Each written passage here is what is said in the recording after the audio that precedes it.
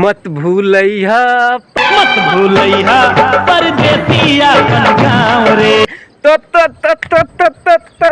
भैया लोगिन कैसन बानी रउआ लोगिन के स्वागत बा हमार एगो नया ब्लॉग वीडियो में।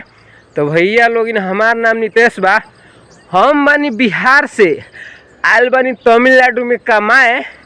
अभी नु सवेरे के टाइम होता हो भैया, टाइम होता 6:30 राइट होता। आज सोचत हो हम सरे में कथी करत तनी ना, हम रउआ लोगन से बता दी। हम जहाँ बानी नु यहाँ बाथरूम के व्यवस्था ना हवा, यही से पैखाना करे आयल बनी वो सरे में डिब्बा लेके आए रही है भैया। अब चल तनी रूम पर हम कौन काम करे चल तनी कंपनी में, तो बताओ तनी। अभी नु सवेरे का टाइम बा। आई तमिलनाडु की खूबसूरती इतना मस्त बा, तनी खूबसूरती देखा है तनी रोवा लोगन के पीछे कैमरा से। और बाद चलो तनी कंपनी में, तो रोवा लोगन से बताओ तनी कौन काम करी लेका जल्दी लोगे। मत भूलैया परदेसी अपन गाँव रे।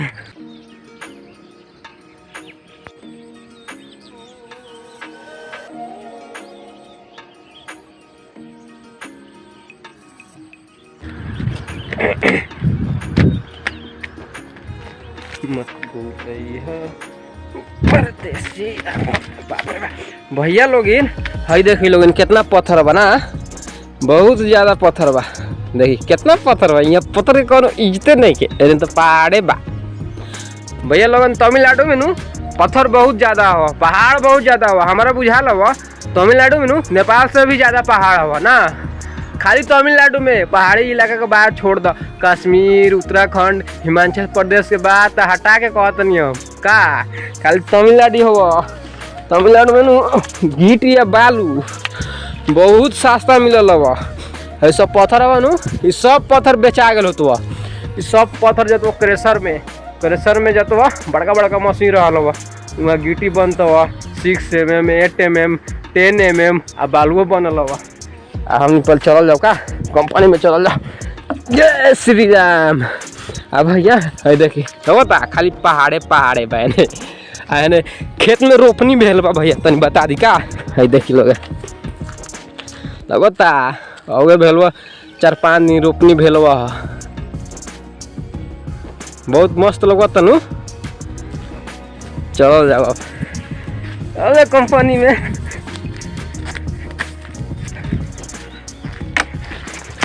बाबू हो बाबू।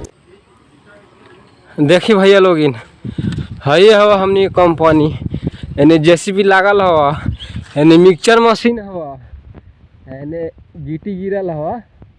आई गिट्टी हवा 6 mm, एने 8 mm आ हेने नु बालू ओरा गेल हवा। यही से आज हमी ना कमैनी वहाँ, कालुओ छुट्टी आजो छुट्टी। अब बिहान के देखा बिहान केंग होता, तनी आगे चली लोगे।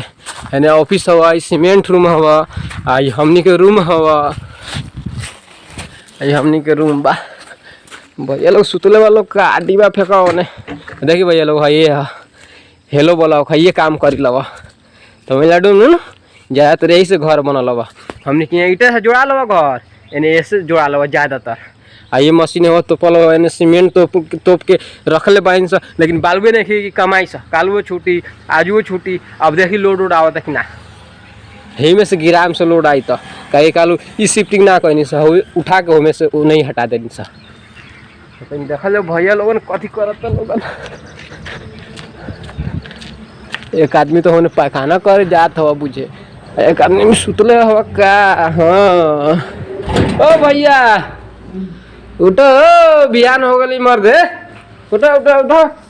कम से कम ना कमाल जाए तो खाना वाना बना के खा ले। उठो।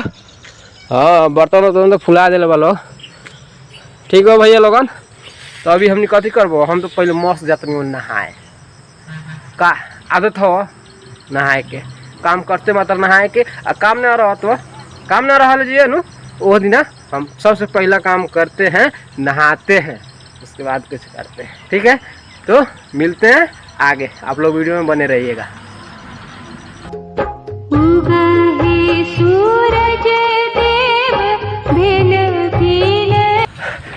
भैया हो नहा लेनी हो हम मस्त है नु भैया गोभी के उलुई के भुजिया काट के धो तनी है नु दाल भात है तब बनता लगता सीटी मार मार ना मार तो जबरदस्ती मरवा दिया।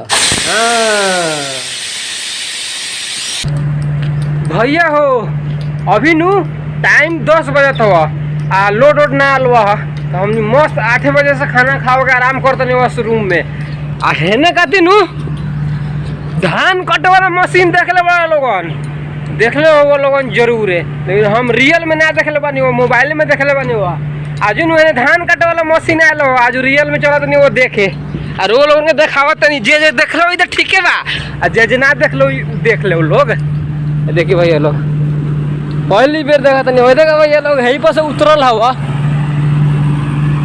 देखी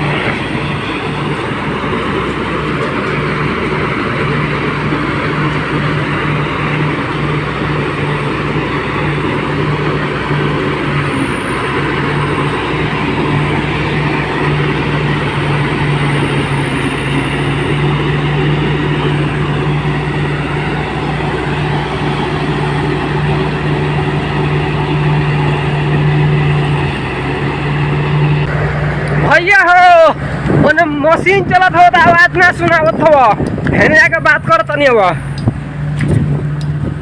गज में मशीन हो मर दे धान कहाँ जाता हो था ना लागत हो भूसा पीछा से निकलत हो धान बुझा तो मशीने के अंदर गोदाम बा वही में जाके नुका जाता रहा हम ना देख ले नहीं हो पहली बार देखा नहीं हो ठीक बा मजा आ रहा नु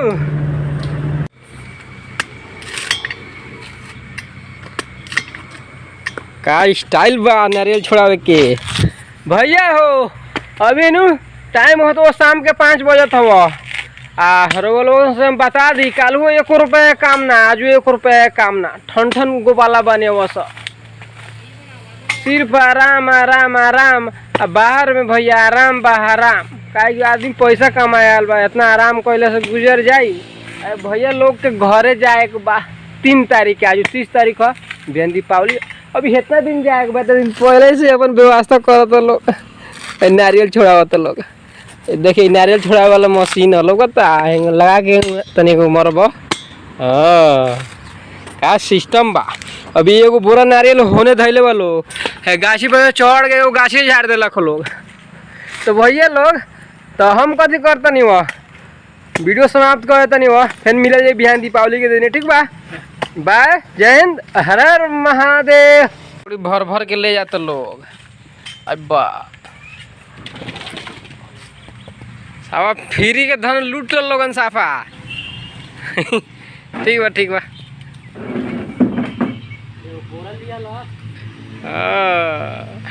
एगो ट्रेन बुक वाला लोगन